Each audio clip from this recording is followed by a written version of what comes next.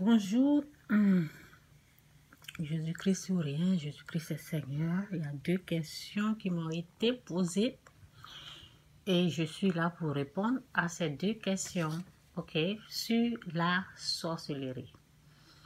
Donc, la question est que fait, non, la première question c'est pourquoi Dieu laisse faire le diable?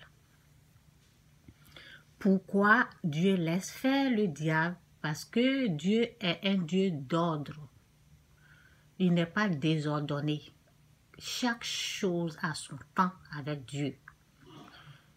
Toutes les choses ont leur place. Donc, voici une de ces paroles qu'on va lire. Ok? Il ne presse pas les choses avant la création du monde. Tout est fait. Toutes les choses, tout ce que vous voyez là, c'est correct. Il n'y a pas de défaut dedans. Donc, pourquoi Dieu laisse faire? Pourquoi Dieu laisse faire le diable? Ok. Donc, ce que je peux dire à la personne qui a posé cette question, je pense que tu ne lis pas ta Bible au fait. Essaie de lire ta Bible. Toutes tes réponses, les questions que tu veux, là, les réponses sont dans la Bible. Donc, on va lire la Bible ensemble pour t'aider à comprendre pourquoi Dieu laisse faire. Je disais, Dieu n'aime pas un Dieu de désordre, il est un Dieu d'ordre. Donc, chaque chose a son temps chez lui. Et voici, Apocalypse 21, verset 8. Même pour les lâches, les incrédules, les abominables, les meurtriers. Le meurtrier, c'est Satan, au fait. Si tu ne le sais pas, c'est Satan. Les impudiques, tout ça, là, ça fait partie du dit. Tous ceux qui sont avec lui, là, c'est leur nom qu'on va citer. Les impudiques, les enchanteurs, les idolâtres et tous les menteurs. Le menteur, c'est Satan qui est le père des mensonges. Donc, c'est lui qui est là, au fait, ici. Leur place sera dans les temps ardents de feu et de soufre, ce qui est la seconde mort. C'est ça qu'on appelle l'enfer. Dieu laisse faire passer chaque chose à son temps. Le jour que l'heure du diable va arriver, il va rentrer calmement en enfer. C'est pour cela que Dieu laisse faire. Il peut pas violer les lois, les règles. C'est que lui-même, il a mis en place là. Il ne peut pas violer ça. Donc, c'est pour cela Dieu laisse faire, parce que chez lui, chaque chose a son temps. Bon, j'ai bien répondu à ta question.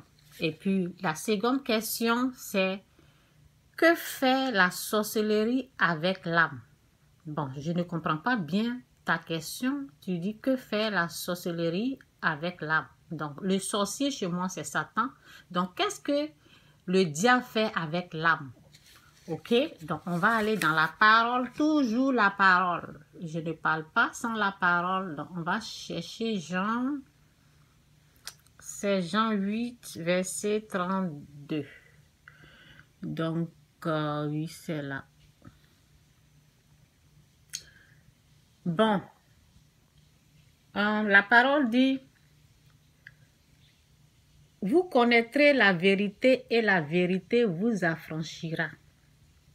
Vous connaîtrez la vérité et la vérité vous affranchira. Donc, je suis en train d'apporter une vérité là. Et ça, c'est dans Jean 8, verset 32. Il y a une autre parole que je cherche là, que le Saint-Esprit m'aide à retrouver la parole. Vous savez, excusez-moi, pas ici.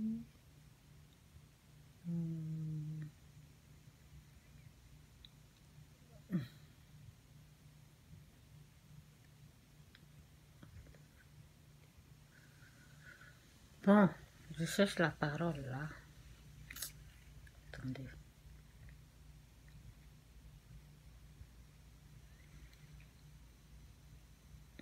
Ok. Je l'ai retrouvé. Vous savez, vous connaîtrez la vérité et la vérité vous affranchira. Il y a des gens, par exemple, je viens de... parce que la vérité, c'est Christ la vérité. Il y a des gens qui rejettent Jésus. Si tu rejettes Jésus-Christ, tu ne peux pas accepter la vérité, au fait, parce que c'est lui la vérité. Donc, c'est lui qui peut te libérer. Donc, c'est Jésus la vérité, c'est Jésus le chemin, la vie et la vérité. Jésus le chemin, la vie et la vérité. Donc, acceptez Jésus-Christ comme votre Seigneur Sauveur et Dieu va vous faire grâce. Donc, la question est, que fait la sorcellerie avec l'âme? Et j'ai dit, le sorcier, parce que moi, le sorcier, celui qui a l'esprit sorcier, c'est Satan. C'est lui qui est sorcier, c'est son esprit là. Son esprit en lui là, c'est un esprit sorcier. Donc, qu'est-ce que lui peut faire avec l'âme des gens? Donc, voici une parole de Dieu qui est ici dans Matthieu 10, verset 28, qui dit, ne craignez pas ceux, je vais augmenter,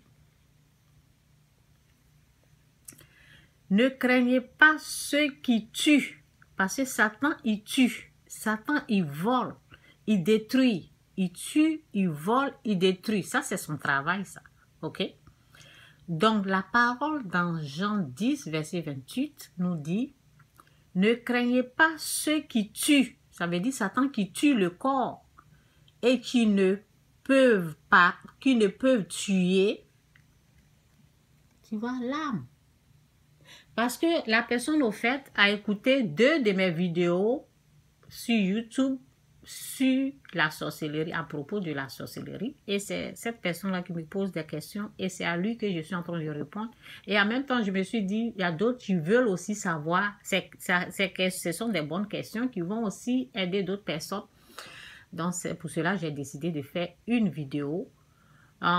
Souvent, j'écris aux gens, mais bon, j'ai jugé bien de faire une vidéo. Là, comme ça, si chacun veut le savoir, bon, on va appuyer la vidéo et les réponses sont là. Donc, c'est pour ça que j'ai décidé de faire cette vidéo. Dans Jean 10, verset 28, c'est dit, ne craignez pas ceux qui tuent le corps et qui ne peuvent tuer l'âme.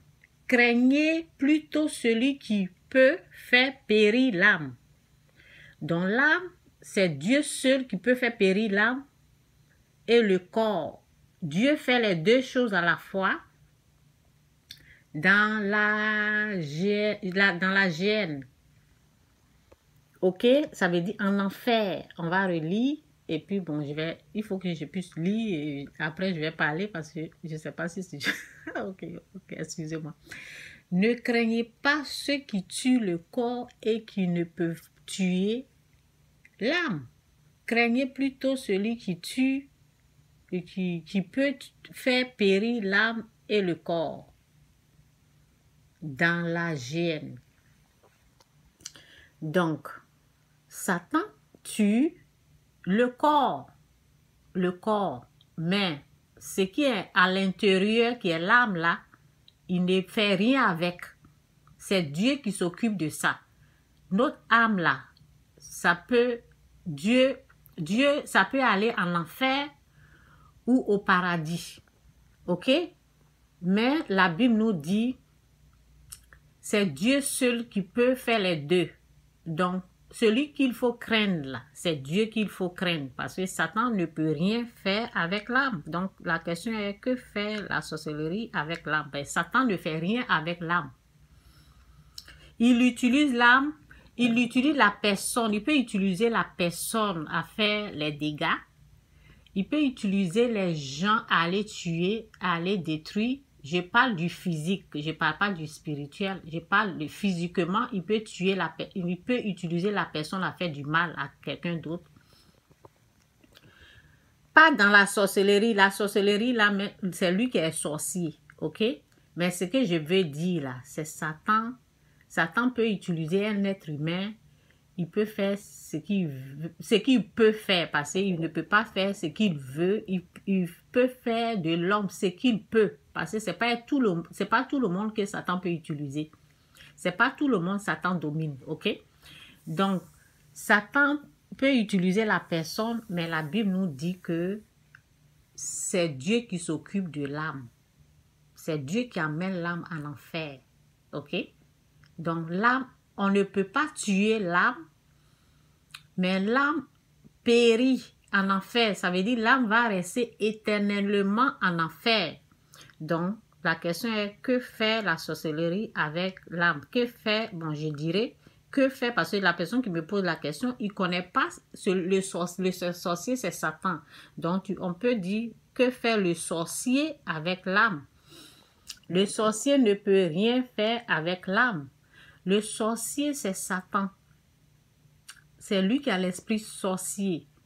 Donc, Satan, son travail, il tue, il vole, il détruit. Ça, c'est son travail. Mais l'âme, là, quand tu parles de l'âme, tu as posé la question, l'âme. Que fait le sorcier avec l'âme? Bon, c'est Dieu qui s'occupe de l'âme des gens. Ou